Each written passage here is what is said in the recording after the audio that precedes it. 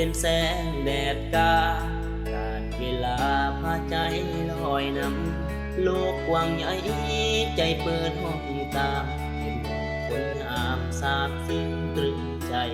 เมื่อได้พบก็อยากเอาทับหาปรารถนาอยากได้น้องคนงามแต่มีข้อห้าม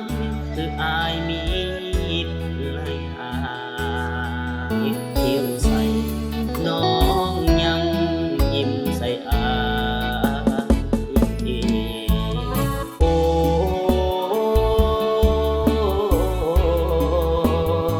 ยใจน้อใจจักเป็นจังใดใจอายยิ้มยิ้มน้องมาอยากขอเป็นสู้กับสมครูได้บอกการดา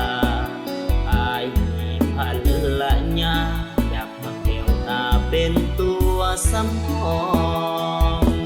สิห้องใจอายยอมหับว่ามีเจ้าของแต่เมื่อได้พบเนื้อทองใจถูกของมันเป็นวายอยากขอเป็นสู้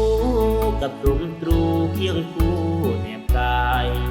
ให้อายเป็นเพียงฝันหายเพราะอายนั้นมีเมียแล้ว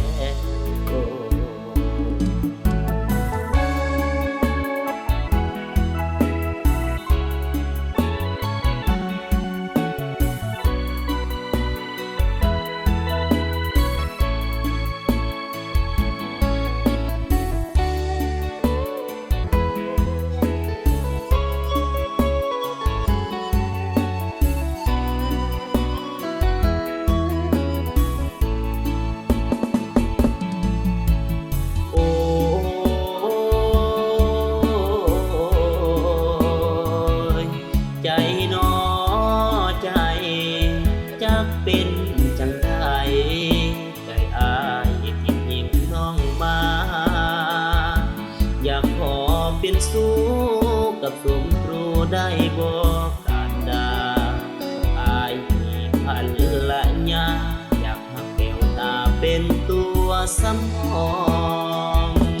สิห้องใจอายยอมหับว่ามีเจ้าของแต่เมื่อได้พบเนื้อทองใจถูกของมันเต้นวายอยากขอเป็นสู้กับตรุมตรูเคียงคู่แนบกายให้อายเป็นเพียงฝันหายเพราะอายนั้น